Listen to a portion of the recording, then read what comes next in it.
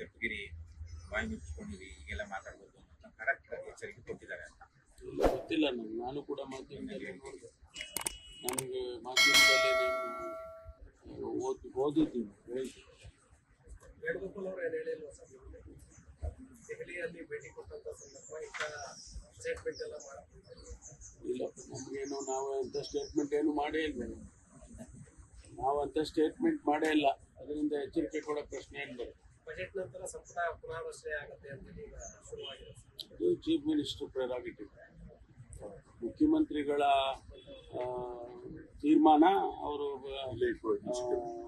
ರಿಷಫಲ್ ಮಾಡ್ಬೋದು, ಇಲ್ಲ ಹಂಗೆ ಇಟ್ಕೊಳ್ಬೋದು, ಅದು ಗೊತ್ತಿಲ್ಲ. ಪ್ರೆರಾಗೇಟಿವ್. ದಲಿತ ಸಂಘಟನೆಗಳೀಗ ದಲಿತ ಸಿಎಂ ಮಾಡಬೇಕು ಅಂತೇಳಿ ಬೇರೆ ಇನ್ನೇನಿದೆ ಪ್ರಶ್ನೆ?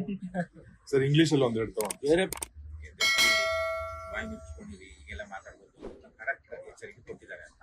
ಇಲ್ಲ, ಗೊತ್ತಿಲ್ಲ ನನಗೆ, ನಾನು ಕೂಡ ಮಾಧ್ಯಮದಲ್ಲಿ ನೋಡಿದೆ. ನನಗೆ ಮಾಧ್ಯಮದಲ್ಲಿ ನಾನು ಓದಿದ್ದೀನಿ ಹೇಳ್ತೀನಿ. ವೇಣುಗೋಪಾಲ್ ಅವರು ಏನು ಹೇಳಿಲ್ವ ಸರ್? ದೆಹಲಿಯಲ್ಲಿ ಭೇಟಿ ಕೊಟ್ಟಂತ ಸಂದರ್ಭ ಇಂಥ ಸ್ಟೇಟ್ಮೆಂಟ್ ಎಲ್ಲ ಮಾಡ್ತಿದ್ದಾರೆ. ಇಲ್ಲ, ನಮಗೇನು ನಾವು ಅಂಥ ಸ್ಟೇಟ್ಮೆಂಟ್ ಏನು ಮಾಡೇ ಇಲ್ಲ. ನಾವು ಅಂಥ ಸ್ಟೇಟ್ಮೆಂಟ್ ಮಾಡೇ ಇಲ್ಲ.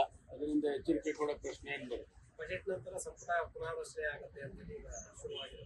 ಅದು ಚೀಫ್ ಮಿನಿಸ್ಟರ್ ಪ್ರೆರಾಗೇಟಿವ್. ಮುಖ್ಯಮಂತ್ರಿಗಳ ತೀರ್ಮಾನ. ಅವರು ರಿಷಫಲ್ ಮಾಡ್ಬೋದು, ಇಲ್ಲ ಹಂಗೆ ಇಟ್ಕೊಳ್ಬೋದು, ಅದು ಗೊತ್ತಿಲ್ಲ.